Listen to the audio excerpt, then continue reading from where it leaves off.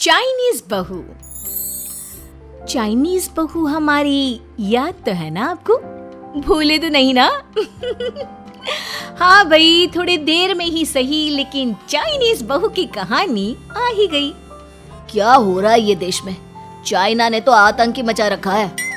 अरे क्या हो गया? क्यों चाइना को कोसता रहता है? भूल मत, तेरी ससुराल चाइना की ही है। हाँ माँ, पर ये देखना, लड़ाई झगड़े, ये बीमारी, ऊपर से ये देश कितना चालाक है, अंदर न जाने क्या क्या करता रहता है। तभी अंदर से बहू की चिल्लाने की आवाज आती है। अरे क्या हो गया बहू, क्यों चिल्ला रही है? माँ जी, ये देखिए, ये रूस ने यूक्रेन की हालत क्या कर दी है। ऊपर से चाइना में 2 बड़ा लॉकडाउन लग गया है। माँ जी, अब क्या किया जाए? अरे तो तुम लोगों को क्या परेशानी हो रही है, मैं तो यही नहीं समझ पा रही हूँ। वो क्या है ना माँ, हम लोग चाइना जाने की सोच रहे थे, सांगसू के भाई की शादी है। तो क्या? अरे कौन सा उन लोगों के यहाँ भाई घोड़ी चढ़ता है जो बहन काजल लगा कर नेक लगी। माँ जी, उसकी आंखें बहुत छोटी छोटी है, उसमें या तो पुतली रह सकती है या काजल। साले की पुतली निकाल कर काजल लगा दो, अंधा कहीं का। क्या क्या बोले तुम मेरे भाई के बारे में? अरे नहीं नहीं बहू, वो तो बोल रहा था कि तुझे नेग मिल जाएगा। है, बहन है ना तो उसकी। नहीं नहीं माँ जी, मैं सब समझती, ये मेरे भाई का मजाक बनाते रहते। कितना सीधा है मेरा भाई, बिल्कुल छिपकली जैसा। नहीं नहीं बहू, सीधा गाय जैसा होता है। सही पकड़े हैं माँ जी। हाँ, तो मेरे भाई की शादी है, मैं चाइना जरूर जाऊंगी। तभी एक पड़ोसन आ जाती है। अरे नहीं नहीं बहू, तू कहीं ना जा, हम लोगों का मन कैसे लगेगा तेरे बिना। ले बहू, तेरे भाई के लिए ये शॉल रख ले, हमारी तरफ से गिफ्ट कर देना। अरे सब कितने अच्छे हैं, मेरी चाइनीज बहू को कितने प्यार से तुम लोगों ने एक्सेप्ट कर लिया। सच में बड़ी भाग्यशाली हूँ मैं। कैसी बात कर रही है? ये तो हम लोगों के देश की खूबसूरती है कि हर किसी को दिल से अपना लेते हैं, बस वो भी दिल से हमें अपना समझे। कैसी बात कर रही है आंटी जी? मेरे लिए आप सब सासू माँ जैसी ही हैं। मुझे भारत बहुत अच्छा लगता है, ये सबसे अच्छा देश है, मेरा भारत महान।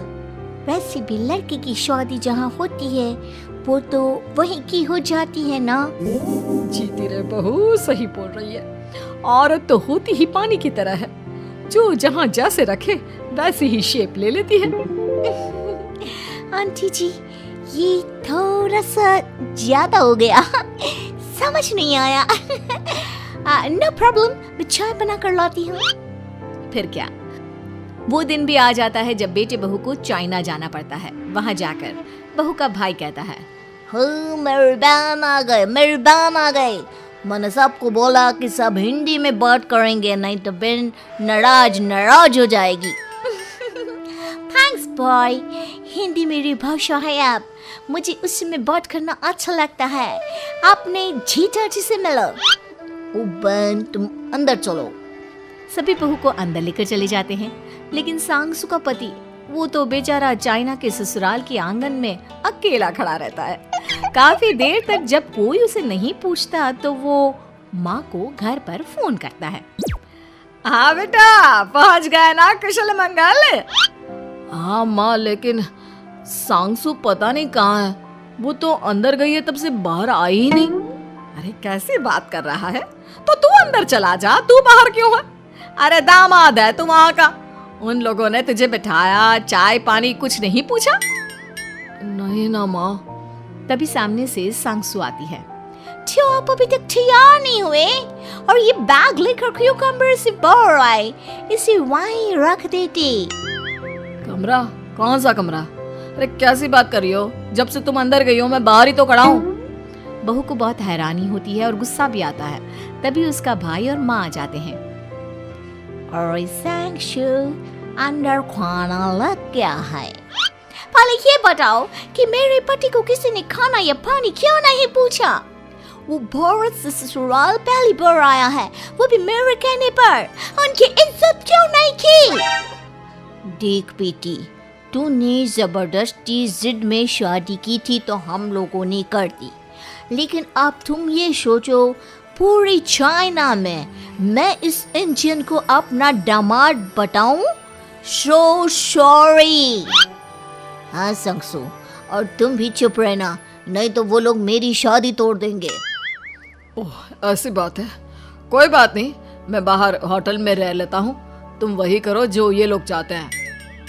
कैसी बात कर रहे हो? शादी के बाद पति जैसा भी हो, जो भी हो, पति होता है। वैसे भी तुम्हारे पूरे परिवार ने, सबने बिना सोचे मेरा साथ दिया, मुझे एक्सेप्ट किया, प्यार किया।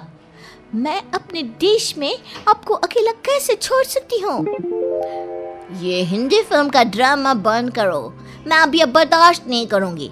चुपचाप अंदर चलो, नहीं तो ये शादी वादी यहीं खत्म करके इसे अकेले ही इंडिया जाना पड़ेगा। कैसी बात कर रही हो माँ? ये मेरे पति हैं। नहीं था, हम लोगों ने यहाँ वकील को बुला लिया है, जिसके बाद अब तेरा तलाक करा के हम यहाँ के चाइनीज लड़के से तेरी शादी करा देंगे। अरे कैसी बात कर रहे हो? हम तो यहाँ तुम्हारी शादी के लिए आए थे। नहीं, मैं सांगसू के बिना नहीं रह सकता हूँ। हाई वोल्टेज ड्रामा होने के बाद से ही सारा माहौल खराब हो जाता है कि तभी एक लड़की आती है। मैंने सारा इंतजाम कर दिया है, सांगसू की शादी का मंडप परसों लग जाएगा। तब तक इसके पति को कमरे में बंद कर देते हैं। सभी सांगसू के पति का हाथ बांधकर उसे कमरे में बंद कर देते हैं। ये क्या कानूनी है? आप लोग मेरे पति के साथ ऐसा नहीं कर सकते हैं। मैं किसी से शादी नहीं करूंगी, ये साफ बात है। पहले मैं अपनी शादी करूं, फिर तेरी भी शादी करवा दूंगा। सब कुछ तय हो जाता है, भाई की शादी हो जाती है।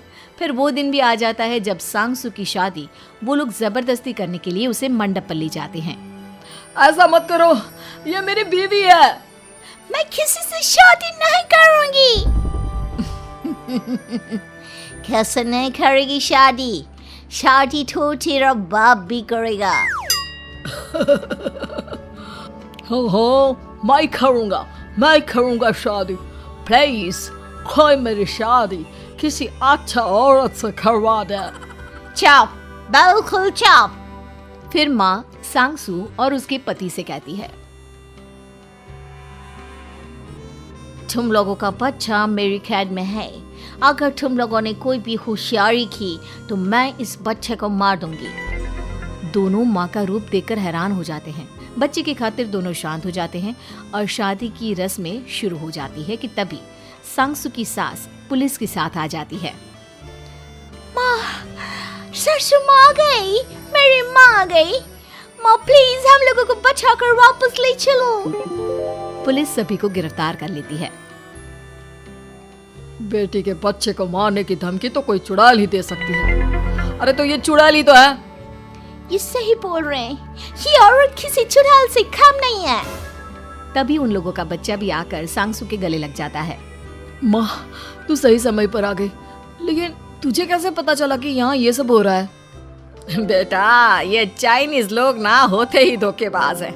इन लोगों पर मुझे भरोसा नहीं था, इसलिए मैंने तेरे फोन को हमेशा के लिए मेरे फोन से अटैच कर दिया था, जिससे तेरे आसपास होने वाली सारी बात मैं सुनती रहूं। उस दिन भी मेरी तेरी बात हो रही थी तो तेरा फोन ऑन था, मैं सब समझ गई थी। मुझे माफ कर दो। नहीं, बिल्कुल नहीं। चलिए माँ जी, इंडिया वापस चलते हैं। आज के बाद मैं यहाँ कभी नहीं आऊंगी।